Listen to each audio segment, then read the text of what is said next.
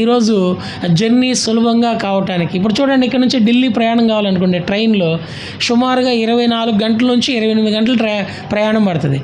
అదే right brothers ద్వారా కనుగొనేటువంటి flight ఎక్కితే, విమానం ఎక్కితే ఎంతసేపు? 3 గంటలు.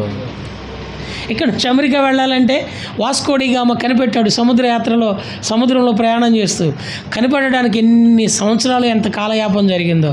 ఇప్పుడు అమెరికా వెళ్ళాలంటే, ప్రపంచంలో ఏ దేశం వెళ్ళాలన్నా రైట్ బ్రదర్స్ ద్వారా దేవుని ప్రజలైన వారికి మేలు జరిగిందా, జరగలేదా? విలియం కేరీ గారు ఉన్నారు, దేవుని ఆశ్రయించారు. మన భారతదేశంలో సతీ సహగమనం, భర్త చనిపోతే భార్య వయసు ఎంత చిన్నదైనా సరే అదే చితి మీద పెట్టి ఆమెను దహించి వేయాల. అయితే ఆ దైవజనుని ద్వారా భారతదేశంలో ఉన్నటువంటి ఆడకూతుళ్ళకి, భర్తను కోల్పోయిన వైధవ్యంలో ఉన్నటువంటి వారికి ఎంత మేలయ్యా అంటే, భర్త చనిపోతే భార్య కూడా చనిపోతే పిల్లలు ఏం కావాలి? అనాథలు అవ్వాలా?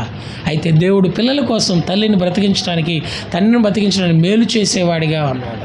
ఇలా చెప్పుకుంటూ పోతే దేవుని ఆశ్రయించినటువంటి వారి ద్వారా దేవునికి మహిమ మాత్రమే కాదు, వారికి మేలు మాత్రమే కాదు, వారి ద్వారా ప్రపంచంలో ఉన్న ప్రజలైన వారందరికీ కూడా ఏం కలుగుతుంది? మేలు కలుగుతుంది.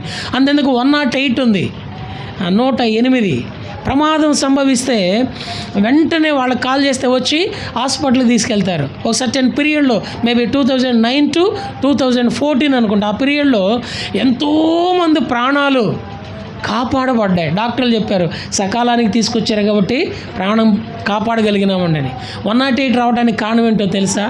జయమ్మ గారైన ఓ విశ్వాసి, ఆనాటి ముఖ్యమంత్రి తల్లిగారు, వైఎస్ఆర్ తల్లిగారు, వారు ప్రతి ఆదివారం సాయంకాలం ఎక్కడున్నా సరే కుటుంబ ప్రార్థనకు చేరి వస్తారు.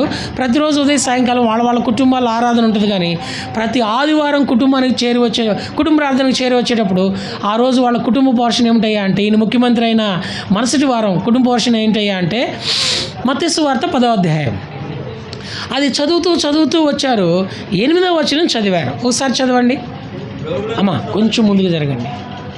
అమ్మా అమృత, కొంచెం నువ్వు ముందుకు రా నాన్న. రోగులను స్వస్థపరచుడి, అక్క చైర్లో కూర్చోండి. రోగులను ఇట్లా నాన్న, రోగులను స్వస్థపరచుడి, చనిపోయిన వారిని లేపుడి, కుష్ఠరోగులను శుద్ధులుగా చేయుడి, దయ్యములను వెళ్ళగొట్టుడి, ఉచితముగా పొందితిరి. చదువు. ఉచితముగా ఇయ్యుడి, ఉచితముగా పొందుతిరి, ఉచితముగా ఇయ్యుడి. ఉచితముగా పొందుతిరి, ఉచితముగా ఇయ్యుడి.